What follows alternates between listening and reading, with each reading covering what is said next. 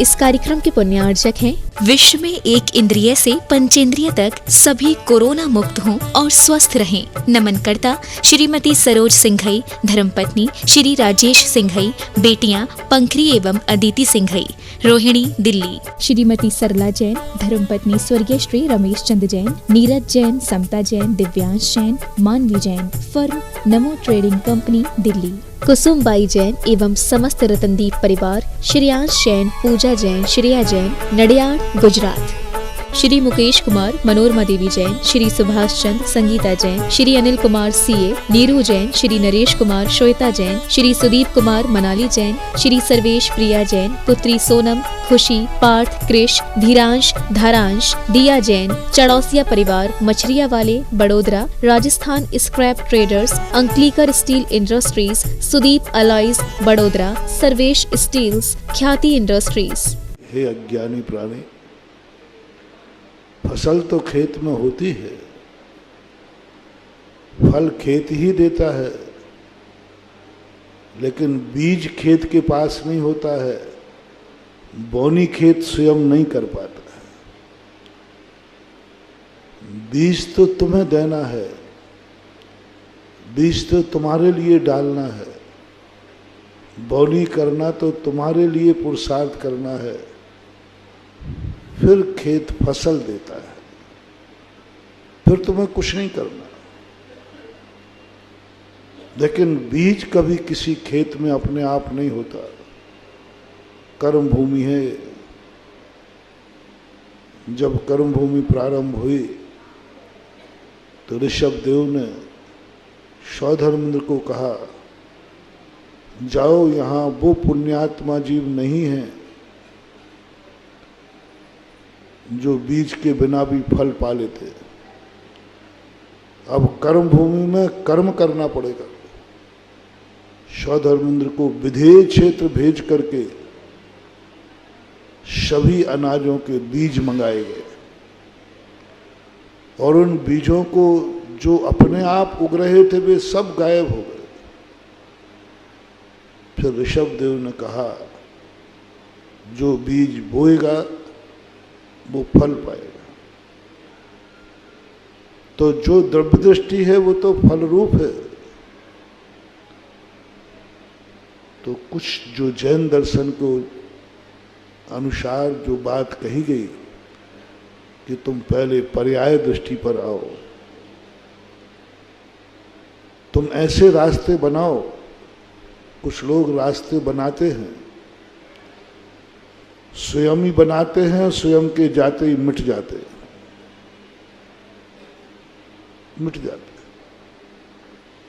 स्वयं मंजिल को पा जाते हैं। कुछ ऐसे हैं जो रास्ते तो बनाते हैं लेकिन वो किसी मंजिल पर नहीं पहुंचते, घूम करके वहीं के वहीं आ जाते। कुछ लोग ऐसे होते हैं जो रास्ते बनाते हैं, स्वयं भी मंजिल पाते हैं और बाद में पीछे चलने वालों के लिए वो रास्ता छोड़ जाते हैं। आकाश में बहुत सारे तारे होते हैं, सब चमकते हैं, लेकिन वो चमक किसी के प्रकार अंधकार को दूर नहीं कर पाते। लेकिन एक तारा ऐसा है जिसे चंद्रमा कहते हैं, जो स्वयं भी चमकता है और सारे जगत के अंधेरे को भी दूर कर देता है। इसी प्रकार बहुत सारे जीव होते हैं। कुछ जीव तो राहु और केतु के समान स्वयं अंधकारमय होते हैं और प्रकाश को भी समाप्त करके ग्रहण के रूप में प्रकट होते हैं। दो तारे हैं ऐसे, राहु और केतु, और इनकी संख्या असंख्यात है। पूरे 2.5 दीप पर राहु केतु जो स्वयं अंधकारमय होते हैं और जिस प्रकाश पुंज के पीछे पड़ जाएं उसको भी अंधकारमय बना देते हैं, जिन्हें हम ग्रहण कहते हैं, अशुभ हो जाते, अमंगल है। उन जीवों की तो अपन आज चर्चा करने का कोई मतलब नहीं है। आज दो जीवों की चर्चा करते हैं। एक वो हैं जो तारे के समान टिमटिमाते हैं, प्रकाशमान हैं, लेकिन वे दूसरे को प्रकाश देने में सक्षम नहीं। कुछ अच्छे लोग होते हैं कि जीवन में उन्होंने इतना अच्छे जीवन व्यतीत करते हैं, लेकिन वे अपनी उनकी कुछ अच्छाइयाँ दूसरा ग्रहण नहीं कर पाता। वो स्वयं ही अपने आप में अच्छे होते हैं, स्वयं ही अपना आप में लीन होकर समाप्त हो जाते, पता ही नहीं चलता उनका। ऐसे प्रति समय ना जाने कितने अच्छे लोग हमारी दुनिया में से चले जाते हैं, हमें खबर भी नहीं पड़ती। हमें स्मरण में भी नहीं आता कोई अच्छा व्यक्ति भी हमारी दुनिया में से कोई बहुत ऊंचाई को छू चुका है। कुछ लोग ऐसे होते हैं जो चंद्रमा के समान स्वयं दैदीप्यमान होते हैं और सारे जगत को अंधकार दूर कर देते हैं। वो आज श्रमण संस्कृति के चंद्रमा परम पूजनीय गुरुवर आचार्य विद्यासागर महाराज साधु होते रहे हैं, होते रहेंगे। अच्छे साधुओं की भी हर 6 महीने 608 जीव महान बनते हैं, भगवान बनते हैं। किसी को खबर नहीं, किसी को पता नहीं। हमारे शासन काल में, मतलब चौथे काल में, असंख्यात जीव जो अच्छे थे, उन्होंने अच्छाई ग्रहण करके बहुत अच्छे भगवान बन गए। किसी को खबर नहीं, पता नहीं। माँ 24 तीर्थंकर हैं, असंख्यातों में 24 हैं जिनकी अच्छाई 2 प्रकार की होती है। एक अच्छाई स्वयं कल्याणी होती है, मात अपना कल्याण कर सकती है। कुछ अच्छाई लोग ऐसे होते जो मात्र पर का ही कल्याण करते हैं, जिन्हें आप लोग कह सकते हो नेता लोग। उनका काम पर का ही कल्याण करना है। वो ऐसे होते हैं जैसे बारात में वो हंडे लेकर चलते ना, सबको प्रकाश देते हैं, लेकिन वो स्वयं तो अंधेरे में ही चलते हैं। उनके पैर देखना, वो अंधेरे में ही चलते हैं। राकेश जोशी की तरफ देख रहा है, लेकिन कुछ नेता ऐसे भी होते, अभी मैं बता रहा हूं, जो स्वयं भी प्रकाश में चलते हैं और दूसरों को भी चलाते हैं। जोशी के आचरण को मैं जानता हूं। तो वही बात मैं कह रहा था कि ऐसे लोग, ऐसे साधु संत भी, अच्छे साधु संतों की चर्चा कर रहा हूं, जो इतने स्वकल्याणी होते, अपने में लीन हो जाते हैं, चले जाते हैं, लेकिन कुछ ऐसी शक्ति प्राप्त करते हैं, ऐसी शक्ति प्राप्त करते हैं, पता नहीं वो चमक कहां से आई, वो अच्छाई कहां से आई, कि वो अच्छाई इतनी प्रकाशमान होती है कि वो सुपर प्रकाशी हो जाती है। ये 24 तीर्थंकर थे। और आज आचार्य महाराज, पूज्य गुरुदेव विद्यासागर महाराज, एक ऐसे ही इस युग के चंद्रमा हैं जो स्वयं अपने कल्याण में प्रकाशमान हैं और सारे जगत के लिए आदर्श।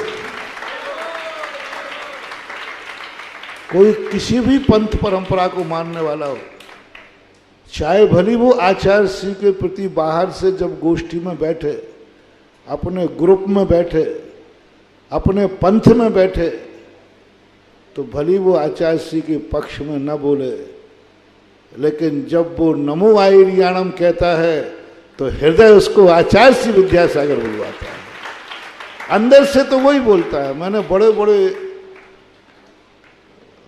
बाहर बैठने वाले पार्टियों में तो ऐसा होता है। अब जो जिस पार्टी का है वो दूसरी पार्टी का बुरा भलाई कैसे कर सकता है? करे।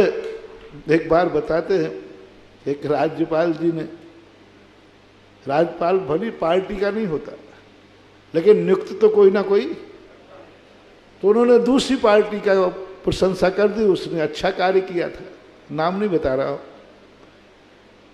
दूसरी पार्टी। तो जिस पार्टी ने उन्होंने राज्यपाल बनाया था, उन्होंने शाम को खबर ले ली, रात में दौड़ा पड़ गया, सवेरे चले गए। इतनी सी बात, क्योंकि वो एक निश्चल आदमी थे, वो पार्टी से परे अपने को मानते थे। उसने कहा जिसने अच्छा किया उसकी प्रशंसा कर दो। उन्हें क्या मालूम कि राजनीति में अपने ग्रुप की प्रशंसा की जाती है चाहे वो बुरा हो, और विपरीत गुरु की निंदा की जाती है चाहे वो अच्छा हो। चले गए, एक डांट में चले गए। ऐसी परिणति हो जाती है। लेकिन मैंने देखा है इस 50वें स्वर्ण जयंती समारोह पर कि भारत के हर गुरु ने, हर पंथ वालों ने, हर नगर वालों ने उत्तर से लेकर दक्षिण पर एक शंखनाद किया कि इस युग का यदि सर्वोत्कृष्ट कोई साधु है तो आचार्य विद्यासागर। जब दक्षिण भारत में श्रमण गोल में न जाने कितने आचार्य, कितने साधु गए, जब आचार्य श्री की स्वर्ण जयंती की बात आई तो भट्टारक जी ने कहा यदि ऐसे गुरु का कीर्ति स्तंभ, कीर्तिमान मेरे श्रवण गोल में नहीं स्थापित हो पाया तो हमारा दुर्भाग्य होगा। और आचार्य श्री वहां कभी गए नहीं। बड़ी श्रद्धा भक्ति के साथ उन्होंने ये दिखा दिया, उन्होंने ये बता दिया कि हम किसी भी पार्टी के हों, लेकिन अंदर से सच्चा साधु आचार्य विद्यासागर को मानते। अंदर से हम किसी भी ग्रुप के हों, किसी भी पंथ के हों, लेकिन अंतर चेतना तो सत्य की गवाह देती है। एक सबसे बड़ा निर्णायक है अपनी आत्मा। अपन कितना भटकाएं, अंत में जब छाती पे हाथ रखते हैं तो सत्य की आवाज आ ही जाए। कितना भी सही हो, सत्य तो हमेशा सुभाषित होता है। तो आज एक ऐसे चंद्रमा जो हमारे जगत में हैं, उनका युग है और हमारा सौभाग्य है कि हम ऐसे संत के युग में जन्मे हैं जिन्होंने वह छवि स्थापित कर दी। लोग साधुओं के नाम पर घृणा करने लगे थे, लोग साधुओं के नाम पर अभाव की छवि देखने लगे थे। 500-600 वर्षों तक इस उत्तर भारत में साधुओं का अभाव होने से लोगों की धारणा बन चुकी थी कि साधु अब नहीं होंगे। और कुछ साधुओं की छवि दिखी, वो रूप नहीं देख पाए जो रूप कुंद ने प्रदर्शित किया था, जो निरीह वृत्ति प्रदर्शित की थी। कुंद का एक स्वरूप सामने दुनिया देखना चाहती थी, क्योंकि जो स्वाध्यायशील बंधु होते हैं, जो ज्ञानी होते, जो तत्वदृष्टा होते, वे मात भेष को नमस्कार नहीं करते, पिछी कमंडल को नमस्कार नहीं करते, वो भेद विज्ञान करते हैं। हमेशा ध्यान रखना, विद्यार्थी सभी क्लास में होते हैं, सभी पढ़ने वाले होते हैं, लेकिन जब साल भर में रिजल्ट खुलता है तो सभी विद्यार्थियों का बराबर सम्मान क्यों नहीं होता? क्या वो विद्यार्थी नहीं है? आप उन्हीं विद्यार्थियों का विशेष सम्मान क्यों करते हैं? कुछ का 15 अगस्त पर 26 जनवरी आदि सारे विद्यार्थी हैं, लेकिन सम्मानीय वही होंगे सारे साधुओं को। जिस दिन व्यक्ति संपूर्ण साधुओं को एक मानने लग जाता है, समझ लेना उस समाज का विनाश निश्चित है, उस व्यक्ति का विनाश निश्चित है। जब प्रकृति ने हाथ की उंगलियां सब एक समान नहीं दी, प्रत्येक उंगली अपने अपने आकार में,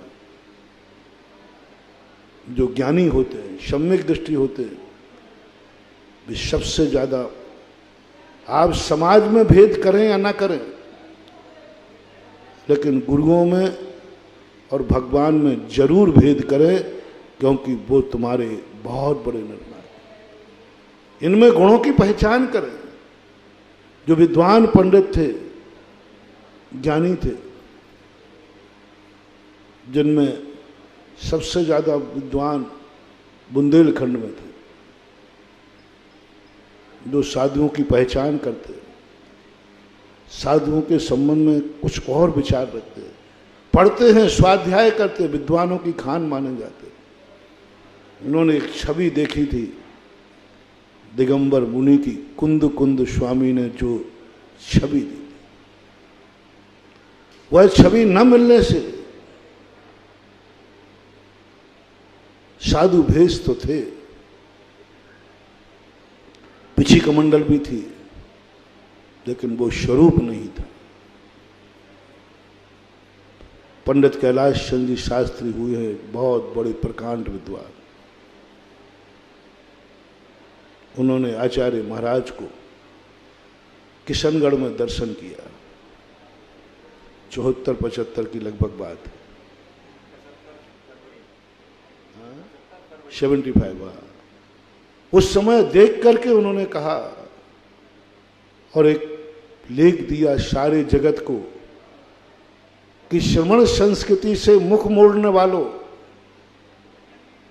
मुनियों को देख करके पीठ फेरने वालों,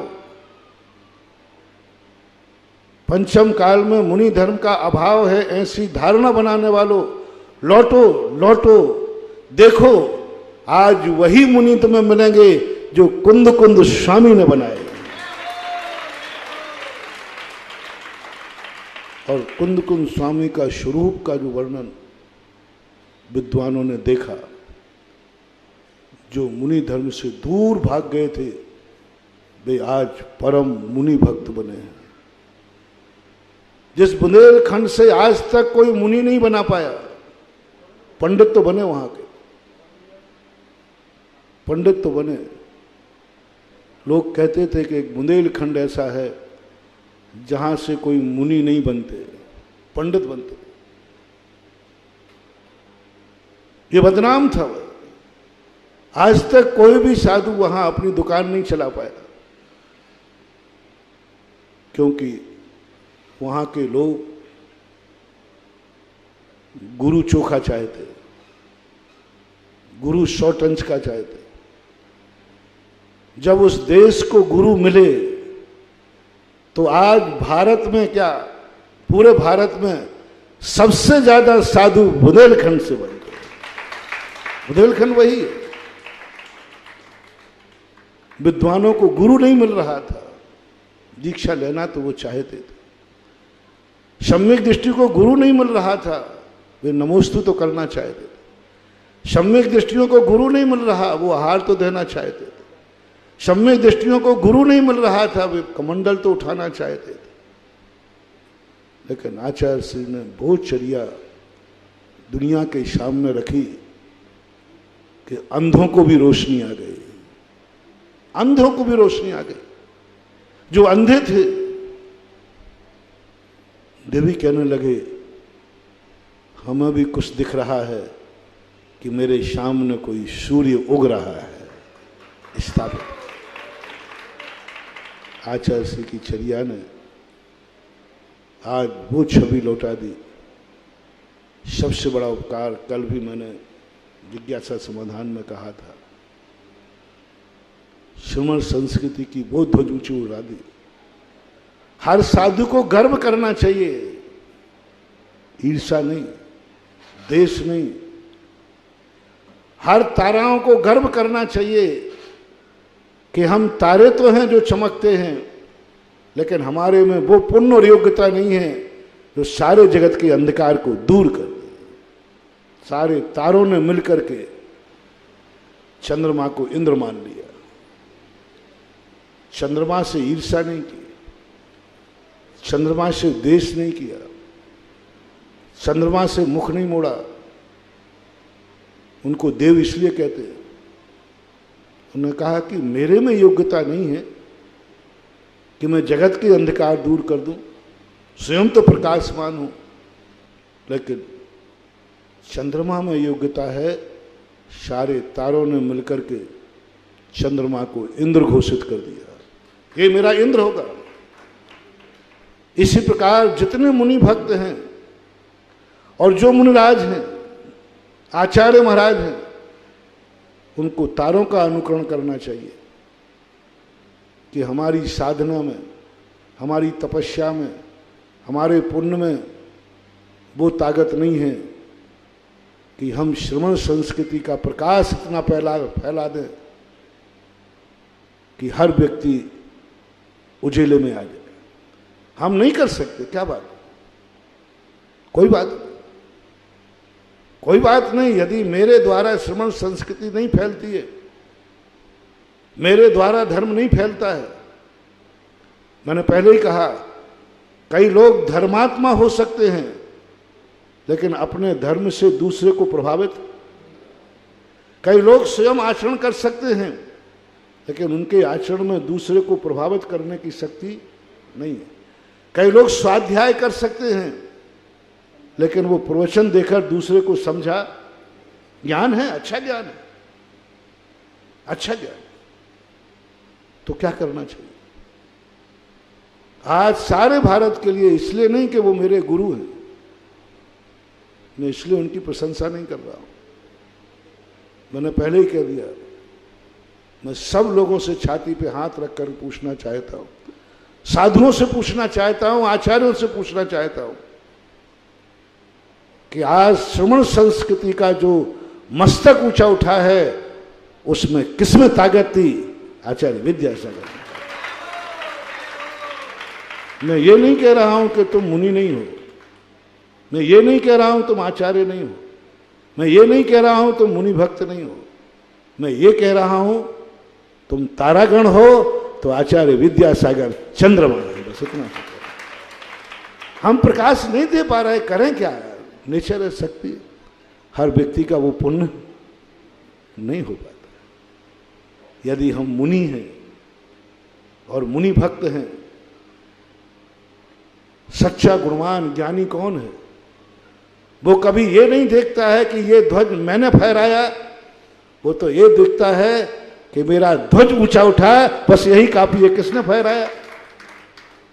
राजनीति में क्या होता है, काम किसने किया इसकी खुशी नहीं है, नाम किसका हुआ इसकी खुशी नहीं, वो नाम काम मेरे से होना चाहिए। राजनीति में व्यक्ति कभी राजनीतिक, जो मैंने पहले ही कहा कि अच्छे कार्य की वहां प्रशंसा नहीं है, वहां प्रशंसा है मेरे द्वारा और मेरी पार्टी द्वारा। मैं राजनीति की बुराई नहीं कर रहा, वो राजनीति है ही ऐसी, और तुमने ऐसा नहीं किया तो ध्यान रखना ऐसी डांट पड़ेगी कि सुबह। वो यही राजनीति है। यदि दोनों की नीतियां एक होती तो राजनीति और धर्म नीति, ये दो नाम बता रहे हैं।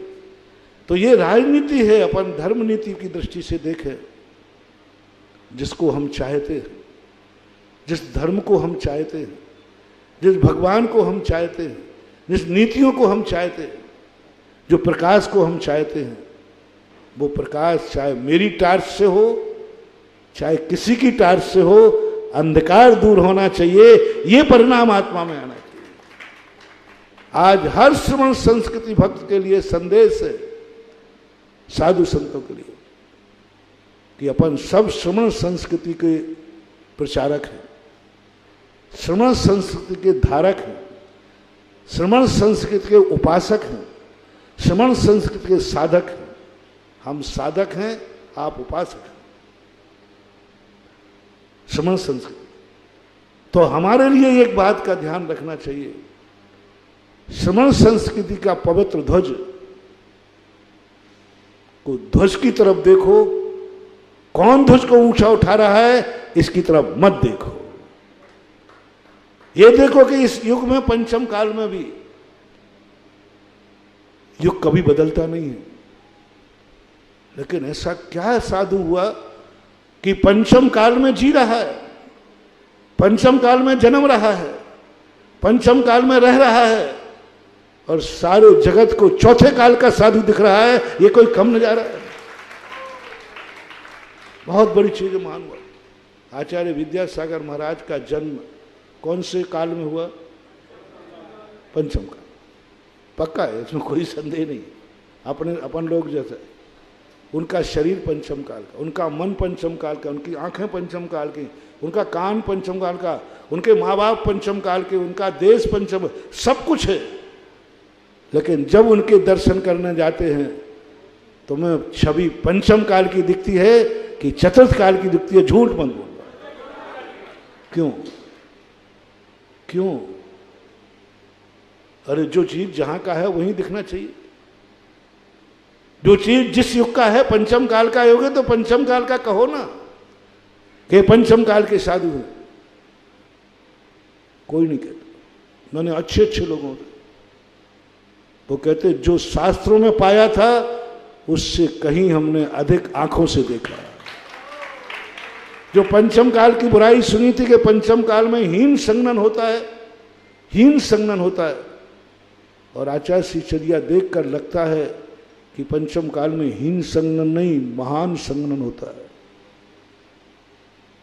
पंचम काल की चर्या में साधना नहीं है, स्थिति कमजोर है। जो साधु पंचम काल की साधना कहकर कूलर और एसी में बैठने लगे हैं, ये बहाना बनाकर पंचम काल में शक्ति कम है, उसी पंचम काल में आचार्य विद्यासागर महाराज नीरस भोजन लेकर के खुले आकाश में बैठे। पंचम काल में हीन संगनन। आज आचार्य विद्यासागर महाराज की अंजलि देख लेना आप। शायद कोटा में, क्या राजस्थान में, कितना भी गरीब होगा ऐसा पुअर भोजन नहीं होगा। कितना भी गरीब होगा उसमें नमक तो होता ही होगा। जोशी जी, इतना गरीब तो नहीं होगा कि नमक भी, पूज्य गुरुदेव की अंजलि के भोजन में नमक भी नहीं होता। रसों का नहीं, दूध नहीं, कुछ नहीं, सब रसों का त्याग कर और विहार कर रहे, कोई चर्या नहीं अपना। साधु दो चार साधु हो जाएं तो उनके साथ ट्रक चलते हैं सामान के, ट्रक चलते हैं सामान के, उनका संघ का सामान, समाज का नहीं। और आचार्य विद्यासागर महाराज के सबसे ज्यादा 350 चस्से, और एक भी चौका नहीं चलता। चौका चलता तुम्हारा चलता है, संघ का सामान पाटा चलेगा तो तुम्हारा चलेगा, संघ का सिंहासन। इतना बड़ा आचार्य। एक बार शिखर जी की यात्रा में वहां जाकर के महाराज ने कहा आप आचार्य हैं, सिंहासन साथ में चलेगा। बोले सिंहासन रहेगा तभी मैं आचार्य रहूंगा। जमीन पर बैठना शुरू कर दिया। बोले तुम आचार्य मानो या ना मानो, मैं सिंहासन बैठ करके आचार्य नहीं बनना चाहता हूं, मैं आचरण के माध्यम से साधु बनना चाहता हूं। ऐसी निरीह वृत्ति, निरीह चर्या, इतना बड़ा संघ, संघ की कोई फिक्र ही नहीं, जल में रहकर भिन्न है जल से, जल से भिन्न कमल के समान है। इतने बड़े संघ के साथ होकर के हमारे आचार्य महाराज अकेले, भीड़ में भी वो अकेले, किसी को कुछ देते नहीं, लेते नहीं।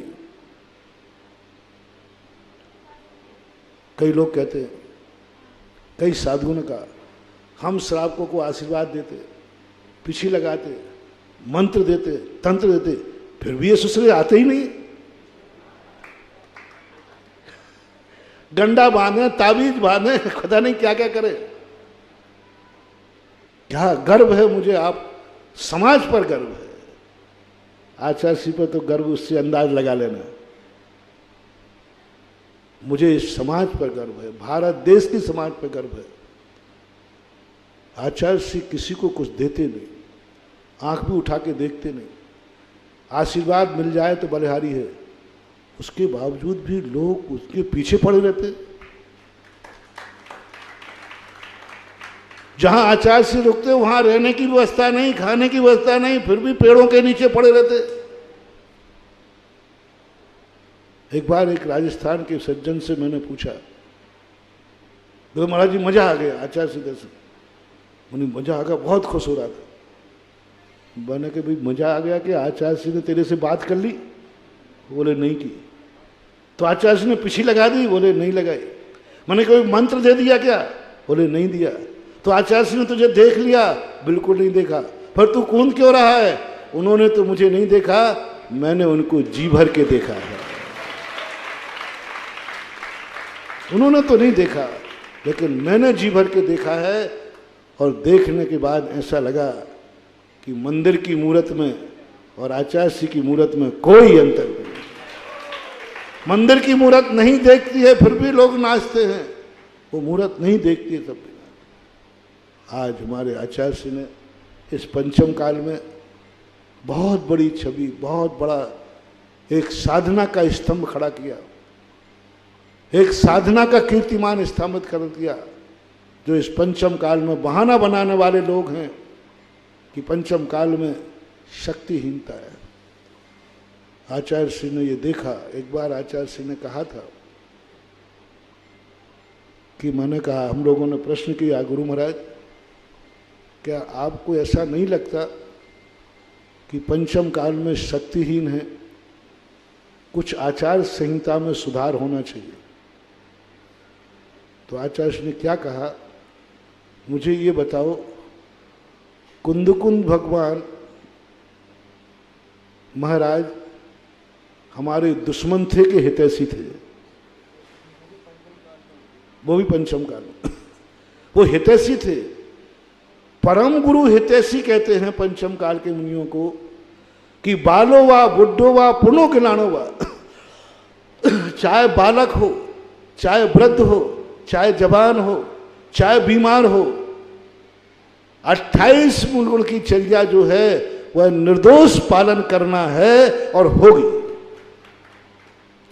यदि कुंद भगवान चाहते तो सुधार कर सकते। ये सब हमारे बहानेबाजी हैं पंचम काल। आज भी वही शक्ति है जो चौथे काल के मुनिराज 28 मूल गुण का पालन करते थे, आज भी पालन करते। काल का कोई प्रभाव नहीं है। काल का मात्र इतना प्रभाव है कि हम उत्तर गुणों का पालन नहीं कर पाते। हम वनवास में जाकर के चतुर्मास नहीं कर पाते। हम शीतकाल में नदी किनारे नहीं रह पाते। हम गर्मी में पहाड़ पर नहीं रह पाते। लेकिन इतने संगनहीन भी नहीं है कि हम मंदिर में बिना कूलर पंखे एसी के न रह पाए। आचार्य श्री ने ये बात दिखाई कि नहीं, यंत्र का आलंबन मत लो। यंत्र, मंत्र और तंत्र, ये तीनों के तीनों, मंत्र का जहां आलंबन है वहां यंत्र का आलंबन विरोधी है। और साधु है और यंत्र का आलंबन ले रहा है तो समझना वहां साधुता में कहीं ना कहीं खोट है। और वो मंत्र शक्ति को, साधना शक्ति को कलंकित कर रहा है। क्योंकि मंत्र साधना में इतनी शक्ति होती है, जो आनंद ये यंत्रों के माध्यम से पाते हैं, वो आनंद साधु मंत्रों के माध्यम से पा जाता है। साधना होना चाहिए, तपस्या होना चाहिए। तो आज अपन आचार्य श्री का 54वां दीक्षा दिवस इस खुशी के साथ मना रहे हैं कि अपन लोगों को शास्त्रों में कथित जो श्रवण संस्कृति थी, मार पढ़ते थे लोग, ऐसे ऐसे पंडित हो गए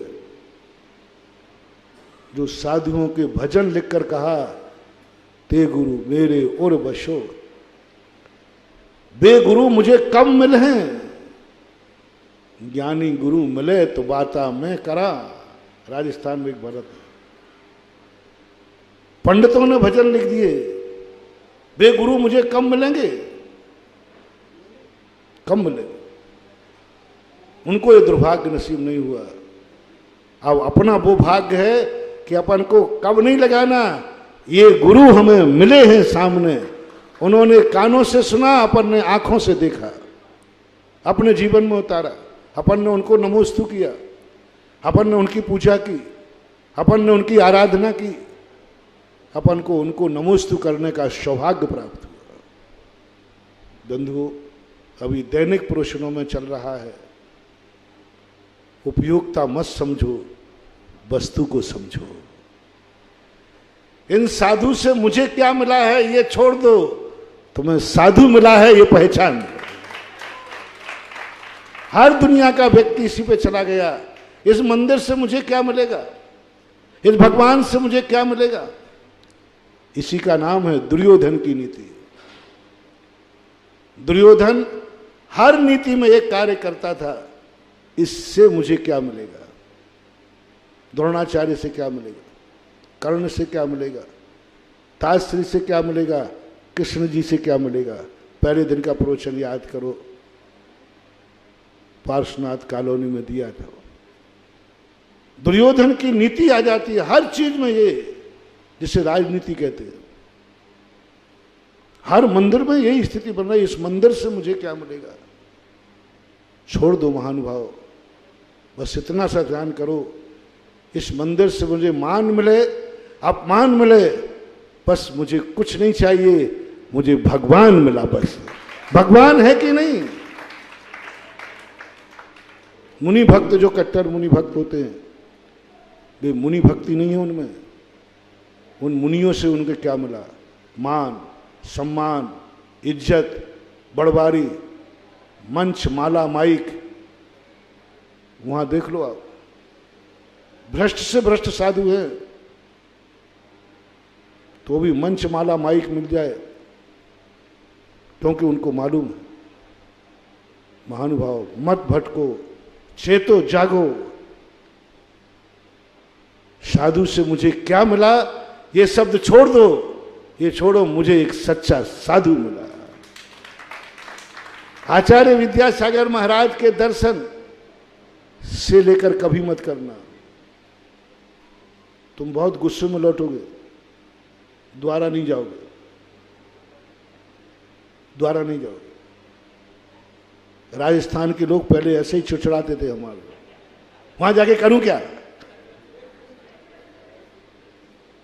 मैं थोड़ा फैंसी ड्रेस सही नहीं कर पा रहा, वहां जाके करूं क्या, आंख उठा के तो देखते नहीं, मालूम नहीं मैं समाज का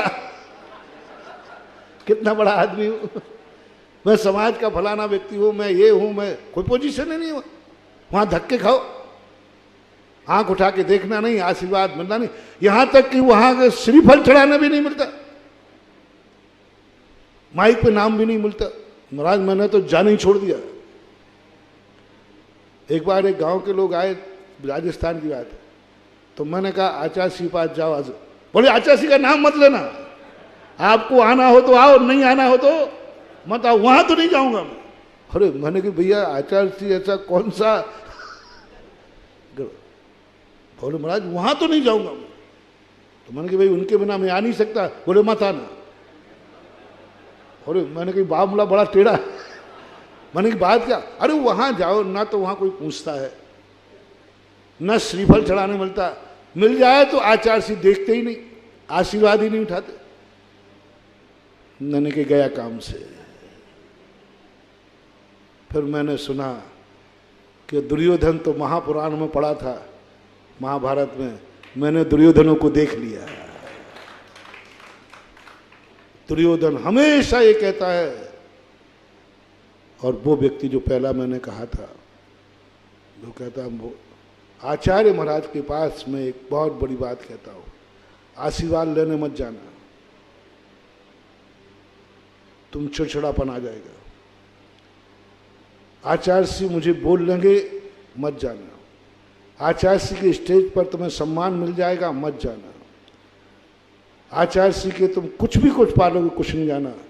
आचार्य सिंह के पास जाना, मुझे आचार्य सिंह से कुछ नहीं चाहिए, मात्र आचार्य सिंह का दर्शन चाहिए, जाओ आनंद से लौटोगे।